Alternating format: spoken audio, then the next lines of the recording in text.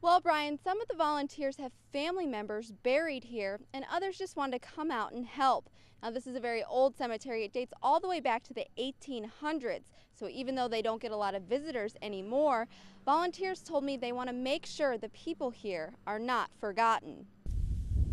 The Lindhorn family has taken care of this cemetery for the last 70 years. And we've always tried to keep this place up as best we can. This is their final resting place. I think it's important to remember their lives and just pay their respects. Jim took over 2 decades ago.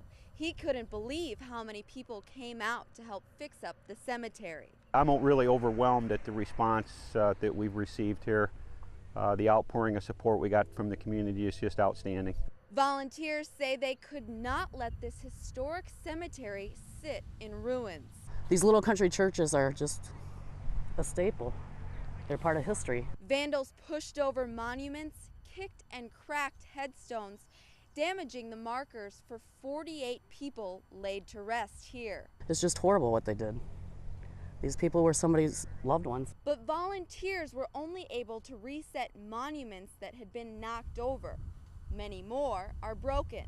There are still more than 40 gravestones badly damaged at the cemetery. This one is in too many pieces to repair.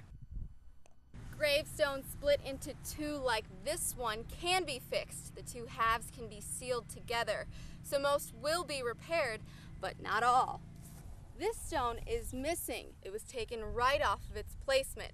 Crews looked all over during the cleanup and it still wasn't found. Lindhorn will work for the rest of the summer and spend an estimated $7,000 to restore the cemetery. We'll have to get some materials and come back out here and put them back together as best we can. He says it'll all be worth it because this is where his heart is. My mom is here, my wife is here. It's just a place that you can go to remember them. Lindhorn says the damage is hard to look at, but admits the bad act of a few brought out a lot of good in the community. And for that, he's thankful.